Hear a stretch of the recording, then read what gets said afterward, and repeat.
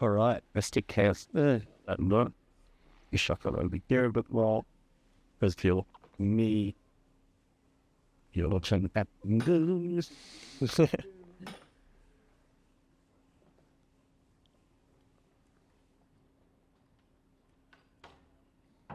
All right. Can you tell me what's your name? Cameron. And what does Cameron do? I'm an electrician, and I've got my own company, Soccer Man Electrical. And when you started this company, did you expect that you would kind of be out and about doing free seminars to help? Not at all. Not at all. I thought I'd just be in people's ceilings and under their houses doing wiring. I didn't think I'd be, getting into these repair cafes and this kind of a seminar like this. Yeah. And what was the kind of, I'll just say, when the ask the question, it's like just try and incorporate the question into the answer as well. You don't completely find that's something I should have said at the start. So, Okay. and say, so I'm asked, so people ask what I do, and I'm an electrician, or so people ask how I found it. So I found the repair cafe this way. Oh, okay. Yeah. Okay. Just feel free to answer your. Okay. Cool. But that's something that I definitely wanted to ask you is kind of how did you find your way into doing something like this, and what was kind of the ethos behind it? So I found it through my partner Hannah's mum, Lisa, actually, because she knew of them, and so she told me about them. I never heard of them, and I thought it was a really cool thing because obviously, so many people just throw broken appliances away because it would be too expensive to fix. So I thought having a place where people can go and fix it for free and not have to worry about that charge is a really awesome thing. Because like I said, that's the biggest thing with appliances is that if they're broken, a lot of people just throw them out. So having that place and that community to go to where you can do that is really also important, I think. It's beautiful, man. I think outside of that as well, clearly we care a lot because your booklet is so detailed. Yeah. Very deep. I would feel like it's a way for me to marry my skills that I have and what I see everyday job into something that you can then pass on person to person rather than contractor to contractor. Yeah. It's really rewarding to not just use my gift as just a Monday to Friday business, but to actually give back as well and give my knowledge out to people, for free in these environments where maybe people wouldn't normally come to. I think it's really cool and really, really rewarding for me. Yeah, feels good. And this is the first time you've done it, am I correct? Yes, apart from the repair cafes, which is definitely not, definitely less intimidating. This is the first seminar, yeah. And I guess outside of that, I mean, what motivated you to take what you're already doing as a volunteering opportunity and giving back in terms of the direct skill set to take it and build this kind of workshop where you could share this? What was that kind of thought process? I think for me it was with Brigitte and we both had a chat about it, and I thought it could just be a really cool. I think for me, I have a lot of knowledge of electrical, and sometimes I forget that other people might not have these similar knowledge that I've learned throughout the years. And I just thought it'd be a really cool thing to share that with people when I realised that. Yeah.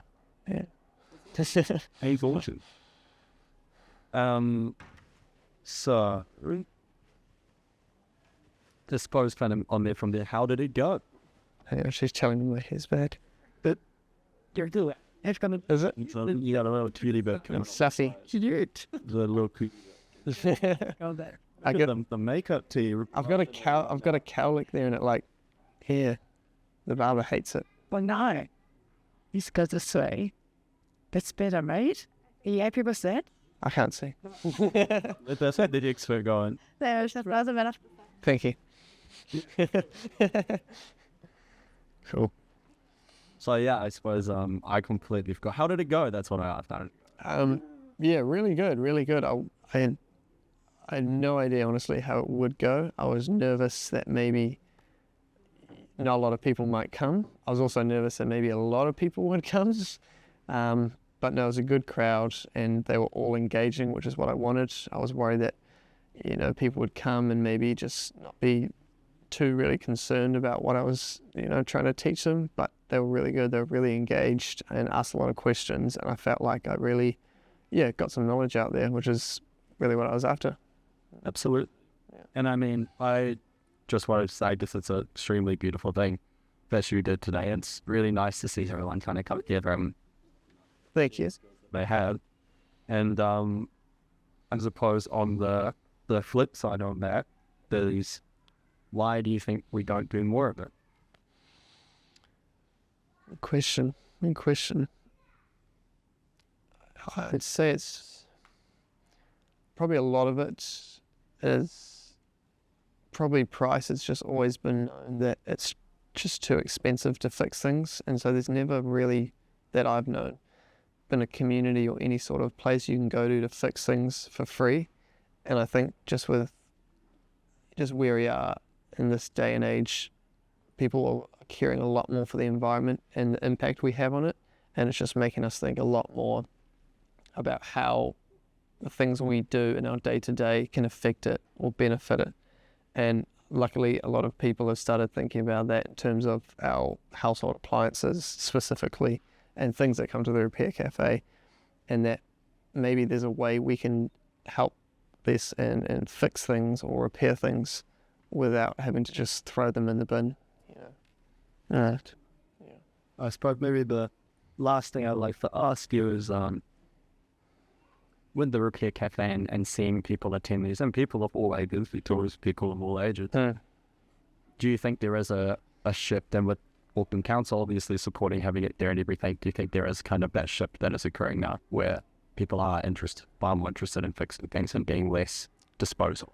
I think so. Just from the perspective of working at the Repair Cafes, every time I go, they're almost just as busier than the last time, not just as busy.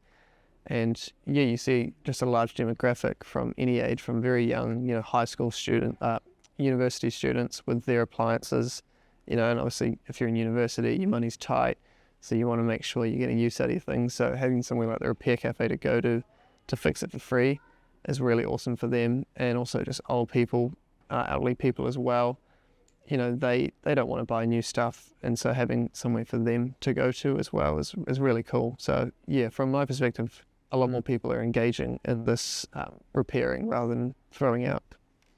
All right. Yeah. Last question is, do you want to say anything in particular? If there's something that you feel like you should say, if there's not. Thank you to the Repair Cafe for helping me do this, and obviously the Auckland Council and the library for having us. I've really enjoyed it. I think it's really done some good, and I'm looking forward to just doing more and really getting the word out. Yeah. Sweet. Thank you.